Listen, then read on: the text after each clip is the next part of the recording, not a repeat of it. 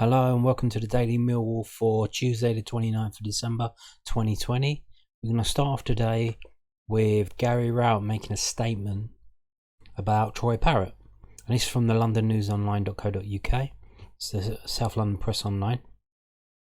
And it says here, Millwall boss Gary Rowett responds to report claiming Tottenham will recall Troy Parrot. Gary Rowett says there's been no contact from Tottenham about terminating Troy Parrott's stay in Millwall.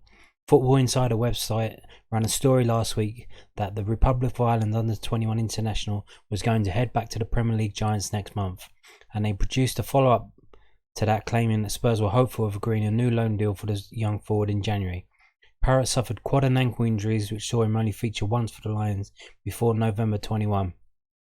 He is yet to score in 8 championship appearances and not started since the 3-0 loss at Middlesbrough. Parrott was an unused sub in the victory at Bristol City and played in the final 18 minutes of the 1-1 draw with Forest last time out, with John Daddy Bodvarsson and Tom Bradshaw starting the last 2 fixtures.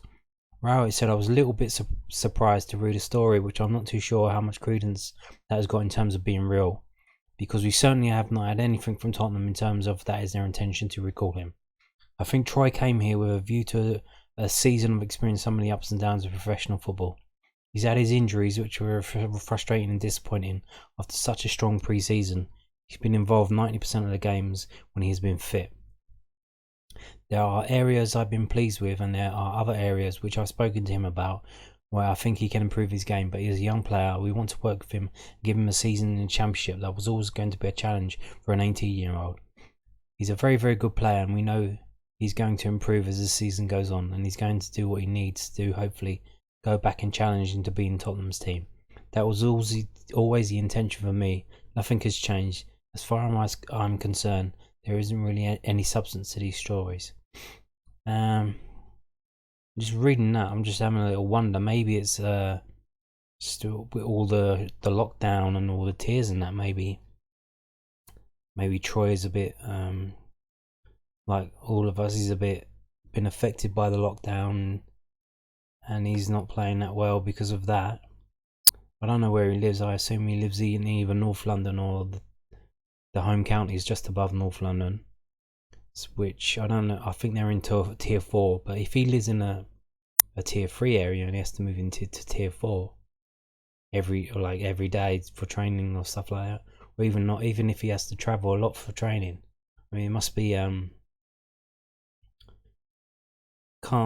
I imagine it'd be quite annoying to do that, to travel all the way across London in these times and not play.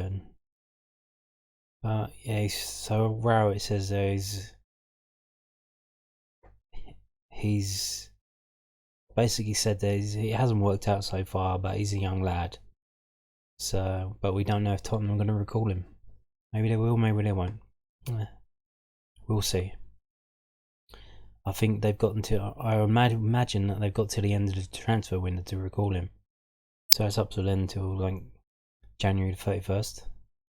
So maybe they can see how he goes in January if he gets in the early part of January. But we'll see. I don't know. And I think we'll see with the FA Cup game, either the 3rd round or the 4th round, is if he's still there for that one, if he plays at all. Because if he plays, he's going to be cup tied.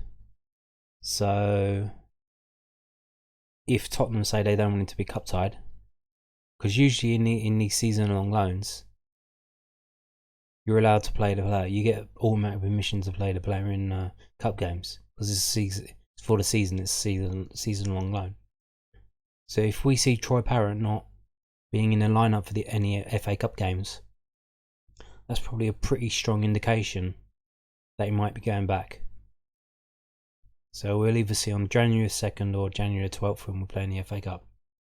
Anyway, we're going to move on to the next story now, and that's a Scottish from the Scottish Herald, which is heraldscotland.com, and this is about they've had a little chat with Danny McNamara, and he says they've got a headline here: mixed feelings for St Johnstone loanee Danny McNamara ahead of Millwall return. And it goes here. Danny McNamara admits he has mixed emotions as he prepares to bid farewell to St Johnstone and return to Millwall. The Republic of Ireland under-21 right-back has impressed so much during what was supposed to be a year-long loan spell in Perth that Lions boss Gary Rowett has decided to recall him 6 months early. But while the 22-year-old is excited about the prospect of breaking into the Millwall side, he is disappointed to be leaving behind his new Saints teammates and a chance to fire Callum Davidson's team to the Betfred Cup final next month. McNamara will return south on Sunday, but he is determined to leave a farewell gift in the shape of 2 important wins as third-bottom Saints gear up for 2 huge games against relegation rivals Hamilton on Wednesday and Ross County on Saturday. In my head, I was here until the end of the season, he said. That's what I thought right up until I was told the other day. I'm gutted. I'm leaving because I've loved it here. St Johnstone have improved me so much, especially working under Callum Davidson and working with the lads around me. But hopefully I go back down to Millwall and put into practice what I've learned up here. Yes, it's mixed emotions. It's a weird one. My mindset is on St Johnstone at the moment. I want to go out with a bang in my next 2 games. I want to go out on a high with 6 points. I don't want to end it all on the low. I want to end it on a high. McNamara has spent last season with Newport County, helped Saints battle through to a League Cup semi-final clash with Hibernian, and he admits he is devastated to be missing out on a chance to run out at Hampden Park. He said, "That's another gutting thing. I really wanted to play in the semi-final. Who doesn't want to play at Hampden? It's just one of those things. I will take it on the chin. Will it be hard to watch that game? I think it will be every game. Every team I've been at, I keep an eye on for their results. I look at Newport's results and they are flying. But at St Johnstone, it's different. I feel this has been one of my best moves. It has been a life-changing move. St Johnstone will always have a place in my heart. Would I come back one day? I wouldn't shut the door on that. No chance. It's been brilliant. I've loved it here. Who knows what could happen further down the line? It will be interesting to see what happens." The Lions are rumoured to be sending former Livingston loanee James Brown north to soften the blow of losing McNamara, although Davidson says the deal is yet to be finalised. But McNamara gave a glowing report of his Millwall colleague. "Brownie's a good lad, a good footballer. He will settle in well here," he said. "The lads here are so easy going that they will make him feel welcome. Hopefully he will get a run of games like I did and a chance to impress. What type of player is he? He's maybe a bit more of an out-and-out right-back than me, but he will let his football do the talking." So nice words there from Danny McNamara. I'm going to have a go back up here and see. I was under the impression that the last game that they were playing was the Hamilton game. That was Danny's last game at St Johnstone. But apparently, because the window opens on the 2nd of January, so I would assume that we call Danny back and send James up there on the 2nd when they can sign him. But I assume that's been changed, maybe because the deal won't go through or the paperwork won't go through. I don't know. Well, I think, isn't it the Scottish? There is Scottish holiday usually on the January the 2nd, or Ogmanay. So maybe the SFA won't be open on that day, so they can't process it. I don't know. But I thought Hamilton on Wednesday, tomorrow, will be Danny's last game, but it seems he's got that game and a Ross County game, so let's hope he doesn't get injured or anything like that.